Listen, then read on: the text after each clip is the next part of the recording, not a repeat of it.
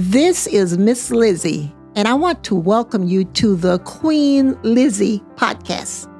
Together, we will go through the history of Rosewood, Florida, and watch as the once prosperous town rises out of the bloodshed, fire, and ash to reveal the people, the memory, and the legacy of Rosewood.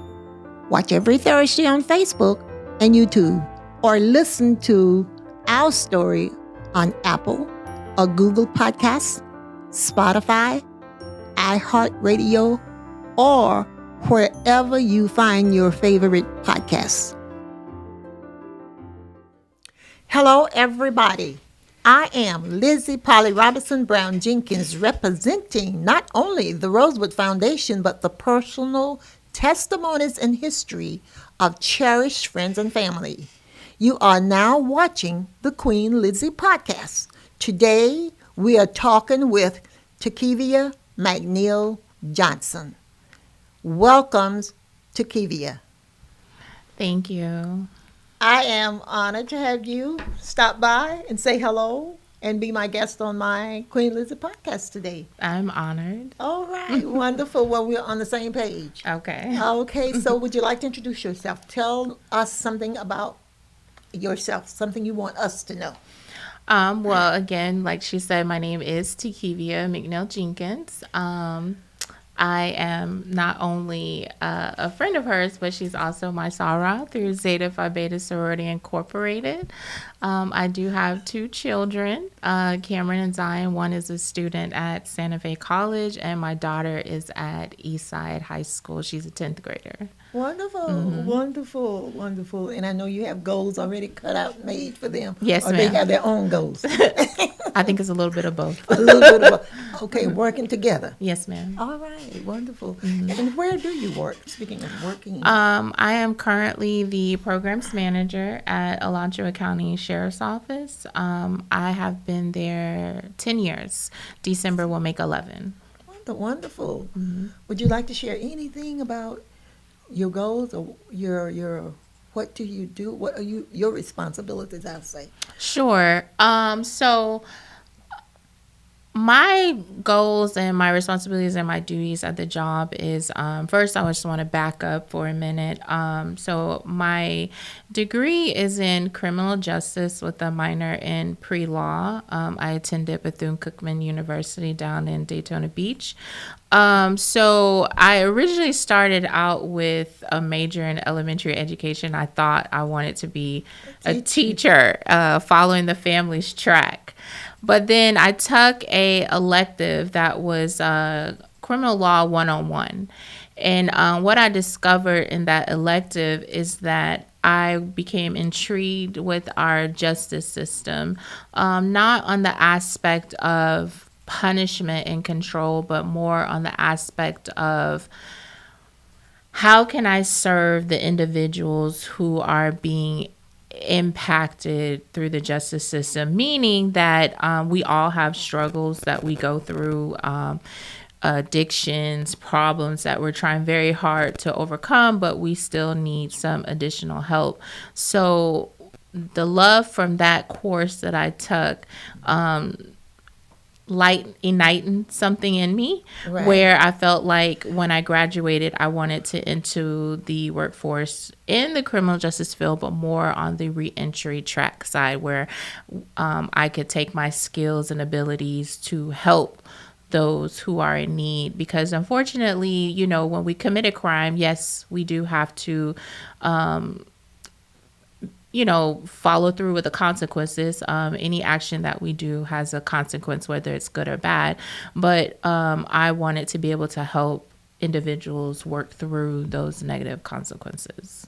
And that you are doing because you're like one-on-one with them, right? Yes, ma'am. So my role as the programs manager at the jail is I basically manage and facilitate our programs, making sure we're fully staffed with our volunteers, setting up seminars, just making sure programs are available and resources are available to the inmate population. So we have about a total of 24 programs. Okay. They range from AA all the way down to life skills. We offer GED to in the adult population, and then we also have school services that are offered to our juvenile population. And then our jail director just created a program which it started last week. It's called the Change Program. It is in addition to our whole programs unit, and that program focuses on helping individuals with the more one-on-one, helping them basically create a release plan so that when they're getting ready to get out, they're not just leaving empty-handed, but they're leaving with IDs in hand, or we can send them to a agency or nonprofit that will assist them with getting IDs or birth certificates, or if they're needing help with public service assistance, as far as like food stamps, or just being able to help them create a resume, or even being able to help them apply for jobs so that they can, be ready when they get out. So they're just not getting out and quickly falling back into the track of which they were in before they came. So it's a tutorial program. Is it under the, do you work with the School Board of Electric County? Yes, they are one of our partners, because we do offer educational services to the inmate population, not just the adults, but like I said earlier, to our juveniles as well. Okay, how can we help if we want to? Because there are so many nonprofits out there. I have one, but I'm not offering my service. But if I need to come out and speak to them during Black History Month, Yes. I don't have a problem with that. I Right. can offer And we that can, service. yes, and that is a service that would be welcome. We typically will do something like that through our jail library, because our library is through the library district here in the county. So how the community, the role that the community plays with jail programs is actually the majority of our programs is facilitated by community volunteers, Yes. Not just individuals, but also individuals who have nonprofit. So an example, Release Reentry, they offer services out in the jail. They facilitate, I believe, 3 classes. We work very closely with ANEW here in Gainesville, the nonprofit agency Yes. that focuses on human trafficking. Yes. They Yes. work with us, Peaceful Path. So Yes. we're always, we work with Meridian. They offer our substance abuse class.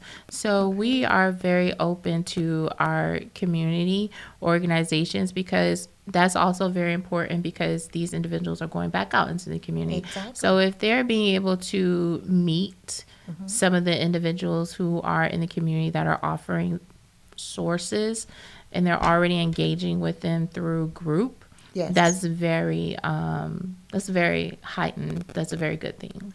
Wonderful. And like I say, whatever I can do, Yes. it doesn't have to be speaking. It can be volunteer. Just let me know. So if an individual in the community is interested in offering their services Yes. to our inmate population, if you go on our sheriff's office main website, there is a tab there for volunteer application, and Okay. they just click on that link and they can apply and go through the process to get approved. Okay, and Zach, our producer, is going to make sure this is tagged. Did I use the right word, Zach? That's right, Tagged. He's going to tag your information Okay. to our conversation. No problem. To No our problem. podcast. And also, another group that we offer that's very popular amongst the inmate population is we actually offer yoga to the inmate population, not Oh. for the males and the females. And What? so, our yoga instructor is Teresa Drake. She's actually an attorney professor out at UF. Really? And so she loves it. The inmates love her. It's very therapeutic. I have Yes. not tried it yet, but Okay. I probably should. But we love her and the services that she offers to the inmate population as far as yoga. And she's been with us over 5 years, offering these services in her time. Wonderful, wonderful. Well, we have something to look forward to. We have some phone calls to make, and get in touch with you, and we're going to do all of this through the internet and my podcast. Yes. Okay, we're going to be able to do that. Okay, we have other things that we're going to talk about.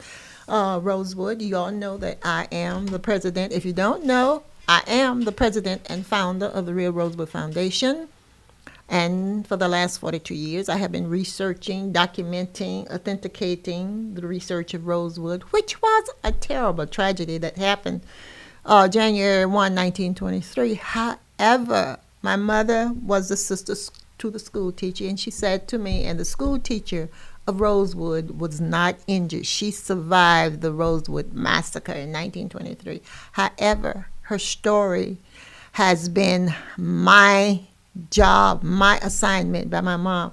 Keep that story alive. It's history, and it must not repeat. And I have been working diligently, not happily, but diligently on this program for years, because we know in order to try to preserve it, we got to talk about it. And it's painful, but for my mom and for the community, because the community is very, very supportive.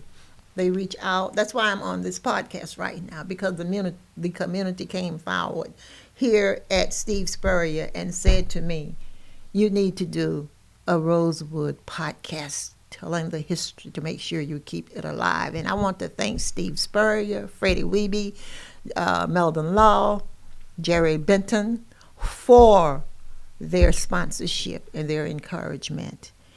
And we're going to make sure we build a museum, hopefully by 2026 in Archer, in memory of the massacre and my aunt. We're going to name it the Matilda Gusty Brown Carrier Rosewood Cultural Museum. That's a long name, but it has a long history. Okay, so we're going to make sure we tell the truth. And I appreciate all of the sponsors I just talked about. I appreciate them for being there for us. And another way that I give back, I also make sure people know about the Spurrier Gridiron Grill. And I'm glad and happy when they support the brunch, which is a weekly event from 11 to 3. Have you? Yes, I've been 3 times. The food is amazing. The brunch is amazing. Yes, it is. I always leave extra full. Yes. And you can go back as many times as you want to, but the food is... I can't find a better word than amazing. It's really good. Yes, it is. And I have been here too many times. Yes, well, wonderful. And Mom said, when she told me to tell the truth, she also advised me. She said, I know it's an ugly story. It was bad. But the best advice she gave me, do not attack anyone for what happened in 1923. Because she would call me baby, they did not create Rosewood, and you didn't create Rosewood, but we must keep that history alive. So I don't attack anybody. I just tell the truth like what happened, as she said, and keep it going. And people like you that support it, I appreciate. Okay? You're welcome. Sarah. And I, too, am so honored to have you as my guest. Thank you so much. Okay, and I'm looking forward to the second half of this show. I'm going to be talking more about what is coming up on the Rosewood program. And if you have something else that you want to talk about, fine. I will. Okay. Okay. All right. That's about time for our first half. We are going to head to a quick break, and we'll be right back after a word from our sponsors. I am Black History. I am Rosewood Black History. I am Florida and America's Black History, and you are too. January 1st, 1923, the KKK insurrectionists attacked Rosewood, killing 5, burning it down. Because a white woman lied and cried, a black man assaulted me. Rosewood redevelopment is on its way. Want to help? Visit rosewoodflorida.com. Meldon Law has been serving personal injury victims since 1971. In those days, Jeffrey Meldon's presence as an attorney in the music scene dubbed him with the nickname the Hippie Attorney. And although times have changed, two things haven't: our commitment to bettering our community by helping the injured, Albert, are you ready to go to the game? and our love for the Florida Gators. If you bleed orange and blue, Meldon Law is the firm for you. Welcome back to Queen Lizzie Podcast, brought to you weekly from the Steve Spurrier Podcast Room at Spurrier's Gridiron Grill. We are here with Takeeveia McNeil-Jenkins. The Queen Lizzie Podcast is brought to you by Campus USA Credit Union, live from the Meldon Law Gator Studios at Spurrier's Gridiron Grill. Okay, as we were closing, I told you that my mom wanted me to tell the truth, never attack anybody. And she said to me, baby, you need to, when you tell this history, you need to sing a song. I know you can't sing, but she said, Mama is going to write you a song. So she did. And it's 13 verses, but the three most important verses I always sing so that people can feel her energy and understand why she did not want me to attack anyone. Mm-hmm. So she wrote the song. The entire song is positive, but I selected to sing these three verses that go like this. The Cedar Key train conductors were told to pick up in Rosewood. Standing by the tracks with a lantern, his young school teacher stood, waiting in desperation to carry out the sheriff's plans and round up the hidden survivors to board the midnight train. The sheriff and the store owner worked around the clock, informed the train conductors just when and where to stop, pick up the men, women, and children who were hiding out and bring them to Archer, Florida, traveling the same old route. Bob Walker and John Wright took on a daring risk, put the survivors on the train, Lord, and sent them out with a kiss. Notified the Gainesville families to be on the lookout for their kin. Told them the train was coming and told them exactly when.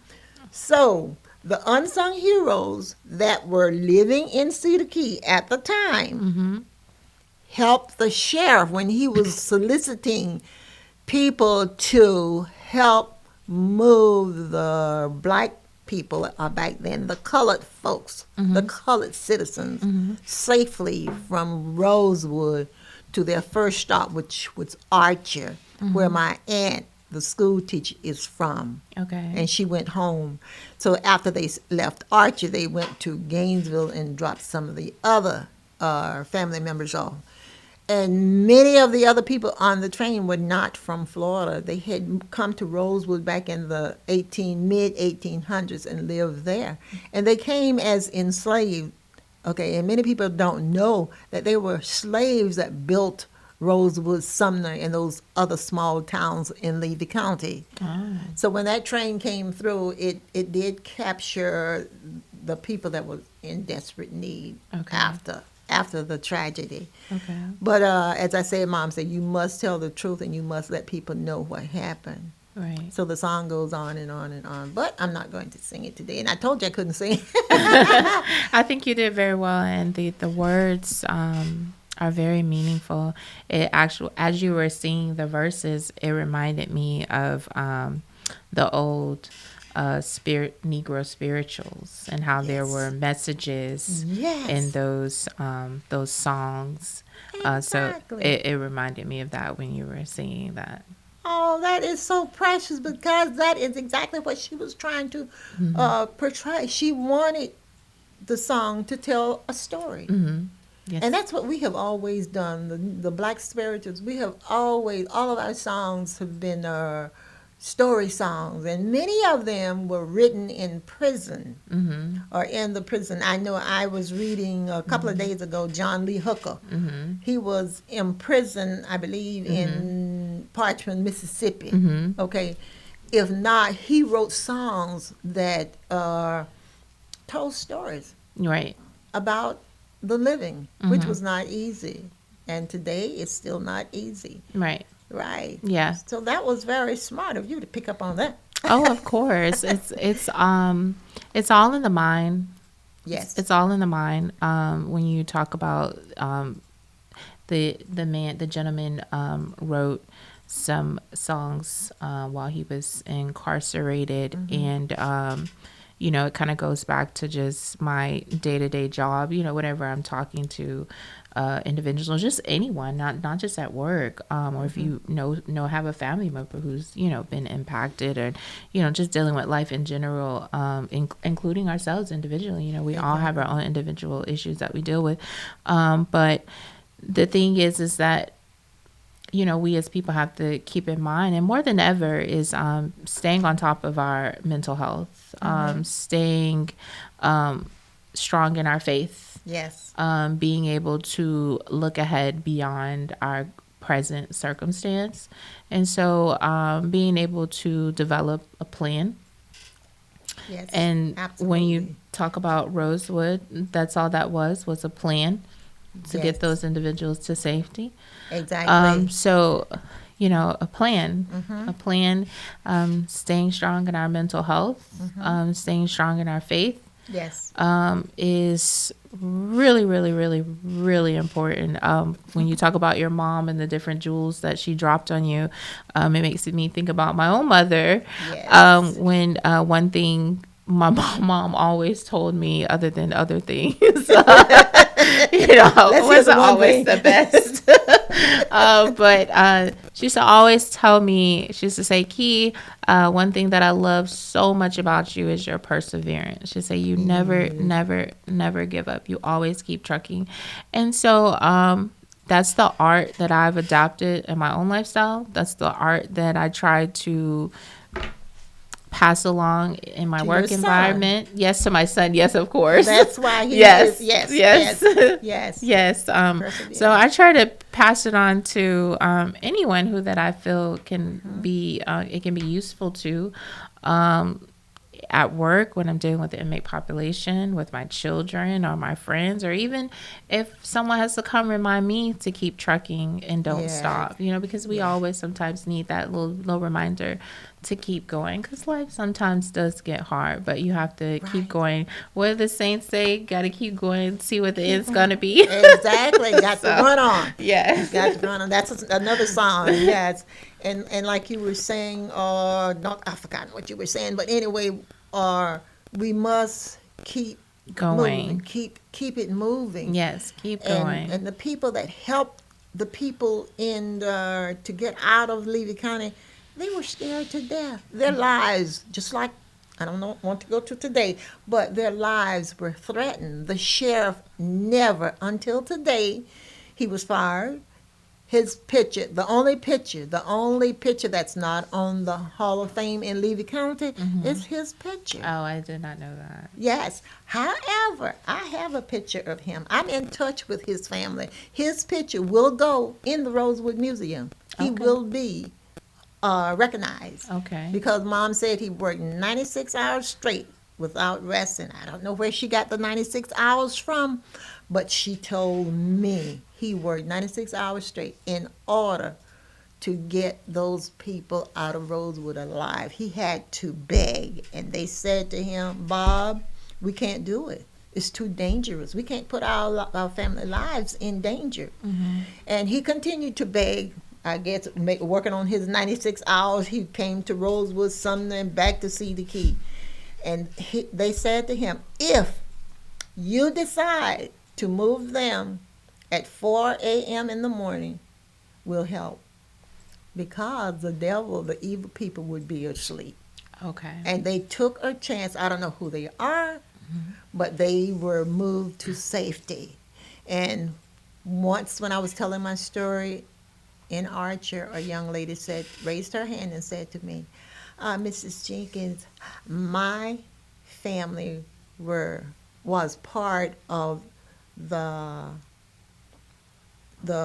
people, I don't remember the word you used, to help the Rosewood people escape. she wouldn't give me her name. I understand why. I didn't ask her name, but she did volunteer that, which confirmed what my mom had said about the people helping people to get out alive. So the story is a tragedy. However, it has human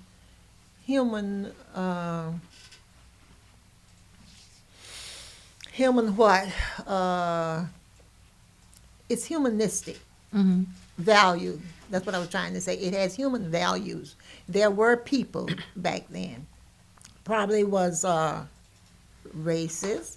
However, when it was time for them to show humanity, they were the good Samaritans that came forward and said, this is what needs to be done. Because Cedar Key is a peninsula, one way in and one way out.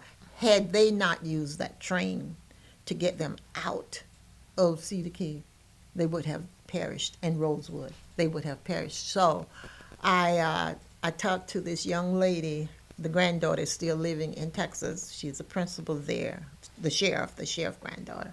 And we talk often.